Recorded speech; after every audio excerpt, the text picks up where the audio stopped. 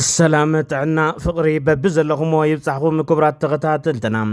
تግራይ ستريم ميديا بناتاتكم زي تحلل دقف الرئيتو حابريتان وشتي كلت عمت زي ملع 25 شح سابسكرايبر الرخيبة نمسجن حزبون انتغنا سابسكرايب زي قبركم تملكتنا سابسكرايب كتقبرونا تلابونا لوم على زدالنا يوم زيناتات انه لايك شير بمقوار جمرو بقدميا ارقست زينا لومي 26 تقمتي 2018 عام تمرت اب منغو سراويت تግራይን اب حرا مريت ኣለና ዝብሉ ሓይልታትን ብዙ 23 ሰነ ዘደገፈ ጎንፂ ከም ዝነበረ ተገሊጾም ፌደራል መንግስቲ በጀት ክምለስ ናብ ትግራይ ደብዳቤ ጽሒፎም ካቢኔ ግዚያዊ ምሕዳር ትግራይ ኣብ ጉዳይ በጀት ተመልኪቱ ህጹጽ ኣኼባ ጸውዕሎ ኣብ ዝርዝር ክንርኢና ገለ ካብ ኣመራርሓ ህወሓት ብልጽግና ኩናት ይጅምረለዩ ኣብ ደገ ይኹን ውሽጢ ዘሎ ትግራይ በባዓውዱ ተዋዲዱ ተናቢቡን ይስራሕ ዝብል መልእኽቲ ኣሕሊፎም ኣለዉ ተጋዳላይ ኣስገደ ገብረስላሴ ናይ ሕሉፍ ብረታው ቃል ዝነበሩ ሓቀታት ዘወሎም ሓበሬታታት ኣውፅኡሎም መራሕቲ ህወሓት ንሻዕብያ ዝኸፈልዎ መስዋዕታት ዛጊድ ወፅኦም ዘይፈልጡ ክወፁ ገይርሎ በኣንደበቱ ዘቕረቦ ሒዝና የለና نترامب حدقنيا زخونة سباب نيويورك سلطان محازو كاب أمريكا زحالفة نمحبرسب عالمون صعبين كيهلو تنتنتي يسوق لو أبزرزر أكاتيتنا يلنا نلو من أجيو من كالغتن زيناتاتنا حزنا زلنا نابزرزر زينا كنسقر بفلما نابزحازنا يزرزر زينا سقرنا لومي تقمت 26 ورح قلتشن 18 عام تمرت اب مونغو سراويت تግራይን اب حرا مريت زلو حيلتات ጎንፂ ከም ዝውዓለ ተገሊጾም ዙ 23 ዝሓዞ ከቢድ ተተኳሲ ከም ዝነበረውን በወገነቶም حرا مريت زلو سراويت ተሓቢሮም ኣብዚ ዝህሉ ሓድሽ ሓበሬታ እናተኸታተልና ናባኹም ክነቐርብና ሚኒስትሪ ገንዘብ ፌደራል መንግስቲ ናይ ወርሕ ተቀምቲ ድጎማ በጀት ናብ ትግራይ ሊእኽዎ ዝነበረ ልዕሊ 2 ቢልዮን ብር ተመላሽ ንኽኸውን ንባንክ ንግዲ ኢትዮጵያ ኣዚዙ ነዚ ዘፍለጠ ሎሚ ኣብ ጻሕፎ ደብዳቤ እዩ ብብርኪ ፌደራል ዝተወሰኸ ደሞዝ ኣብ ገለ ወረዳታት ትግራይ ተግባራዊ ከም ዘይኮነ ይዝረበሎ እዚ ከምዚ እናሃለወ ካቢኔ ግዚያዊ ምምሕዳር ትግራይ ኣብ ጉዳይ በጀት ተመልኪቱ ሎሚ ዕለት 26 ወርሒ 2018 ዓመተ ምህረት ተኣኪቡ ከም ዘተየ ተፈሊጡሎ ግዚያዊ ምምሕዳር ትግራይ ኣብ ጉዳይ በጀት ትኩረት ይውክ ሰርሕ ከም ዝግባእ ብዙሓት ወገናት ሓሳቦም እናገለጹ ይርከቡ ደጋፍና መራርሓን ህወሓት ኣብ ዝተፈላለዩ ናይ ውልቀ ሚድያታት እናወጽ ብነጻነት ሓሳብ ብምግላጽ ዝፍለጥ ኣረጋይ ገብረ ክርስቶስ ኩናት ኣብ ቀረባ ክጅመር እዩ ኣብ ትግራይን ኣብ ደገ ዘሎ ትግራዋይ ነዚ ኣብ ግምት ኣእትዩ ተናቢቡ ክኸይደሎ ክብል ተሰሚዑ ኣብ ትግራይ ዝኸዘለ ሓደጋ እንሂዋ ደበና ኩናት እዩ ትሰርብ ዘሎ ስለዚ ኣብ ውሽጢ ናብ ደገ ዘሎ ህዝቢ كنابا بخير الله ملياتنا كتناو لكم معاذ جمهورة ساي أي فلات عودي أو صخرة ساعات في جمهورة 5 لكن عفتنا ميك أرشاد كاف 10 ساعات لازحنا لنا مالتي الذي أوجتنا بدك نقدر حزبنا خبر الله خنابا الله حوالي تخلاط الله أو كوابينا تايو زفتر زلو زبل من نباب كدليو محوركم دلهم او دلو اوطا دلو محورات وداواتات وين من قصاص كتغورو لكم لتهلو كوناتات بدل غيركم كتكاتلو لكم ازي كعني مس دبلوماسي ساتكم هم قدم هذا عبي سرح صرحكم هم حازو عبي سرح صرحو يا عبي تطفيتي زغبر حزب تግራይ محبرسب النقد تግራይ ተወዲውን ተጠናኺሩን መሰሉ ከخبر ለዋቀሪቡ محبرسب النقد ተወዲውን ተናቢውን ንመሰሉ ደው ብዘይባሉ ኣብ ጆኖሳይዳዊ ኩናት ትግራይ ዝወጽሖ መስካሓ ዕኖት ይዝንጋዓሎ ተባሂሉ ኩናት ወለድ ጸገም محبرسب النقد ትግራይ ዛጊድ መፍትሒ ኣይረኸበን ብ2016 ዓመተ ምህረት ብቢሮ ፍትሒ ትግራይ ኣፍልጦ ዝረኸበ ትካል ኣብ ሎም ዘካየዶ ኣኼባ ኣብ መቐለ ዝሳለጦ ዓላ ከም ዝገለጾ ማሕበረሰብ ንግዲ ትግራይ ቅድሚያ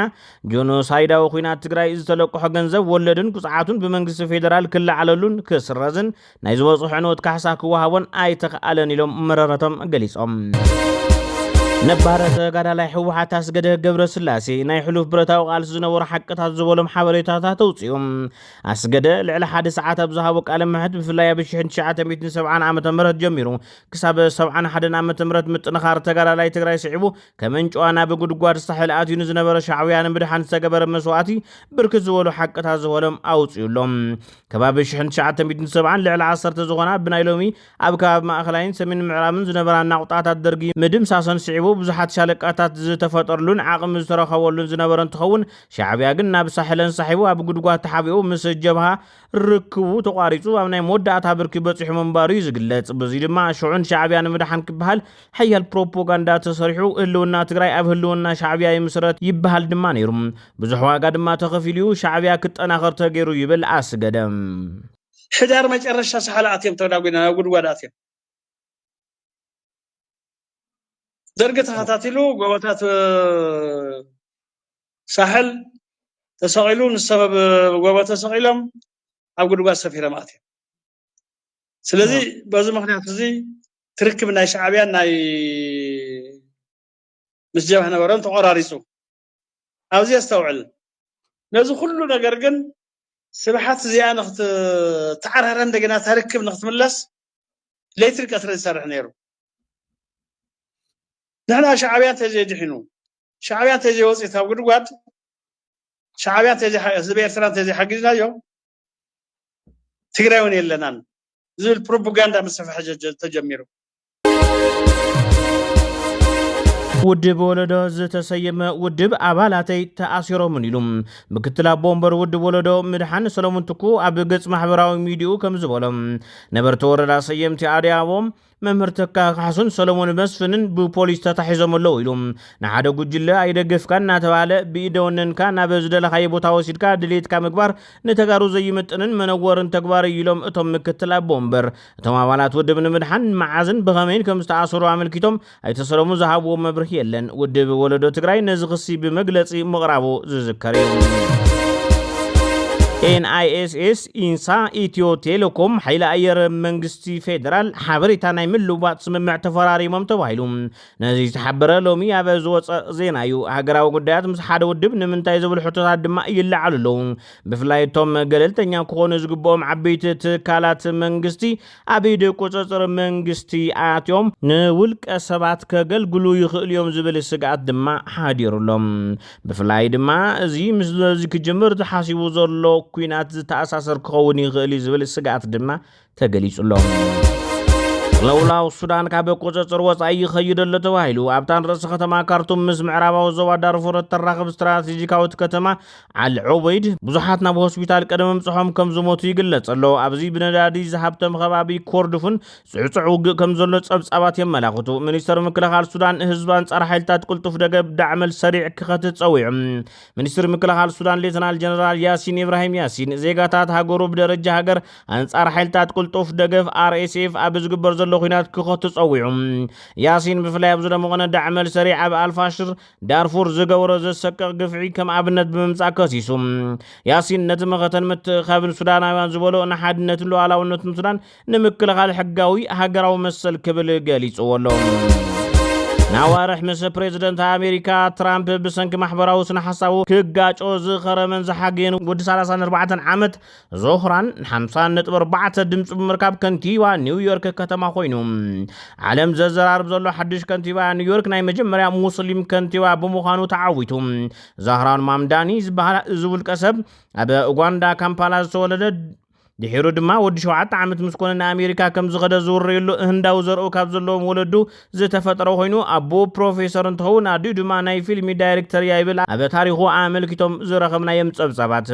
ኣብ ልዕሊ ፍልስጤም ዝበፅሕ ዘሎ ግፍዒ ብትሪ ካብ ዝቃወሙ ኣሜሪካውያን ሓደ ዝኾነ ዛህራን ሕዚ ናብ ስልጣን ንቅድሚት ወፅኡ ከመይ ስለ ውፅዓት ፍልስጤማውያን ከም ዝቃለስ ከይተሓለመ ዝተፈትሐ ይብል ዝገልጹ እውን ብዙሓት እዮም። ትራምፕ ዛህራን ንኸይምረጥ ዝከኣለ ኩሉ እኳ ዝገበረ እንትኸውን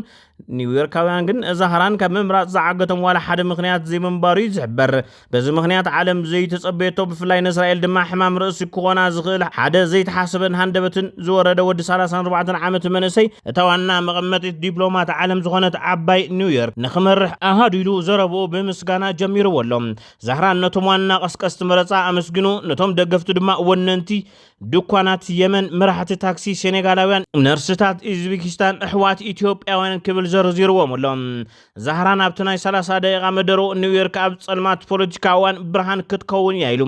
ዛህራን ከታቲሉ ትራምፕ ሕዚ እንዳተዛረብኩ ኮፍ ኢልካ ክትከታተለኒ ከም ዘለካ ይፈልጥ እየ እንተኾነ ግን ናባና ንምብፃሕ ብኩልህና ክትሓልፍ ክትግደድ ኢኻ ክብል ናይ ትዕቢት ቃላት ዝወርወረሉ እንትኸውን ትራምፕ ድማ ወዲያው ኣብ ትዊተር ኣካውንቱ ካብ ሕዚ ተጀሚሩሎ ክብል መልሲ ይብሎም በዛ ካይዳ ጽባሕ እንታይ ይፍጠር ዝብል ድማ ኣዘራራቡ ኮይኑሎም ከንቲባ ኒውዮርክ ኮይኑ ተመሪጹ ዘሎ ዛህራን መራሒ እስራኤል ዝኾነ ኔታንያሁ ናብ ኣሜሪካ ብፍላይ ድማ ናብ ኒውዮርክ ተመፂኡ ከኣስሮየ ክብል ተሰሚዑሎም ክቡራትን ፍትዋትን ተኸታተልትና ምሳና ስለ ዝነበርኩም ነመስግን ሰላም ንህዝቢ ትግራይ ሰላም ንኹሉ ወዲ ሰብ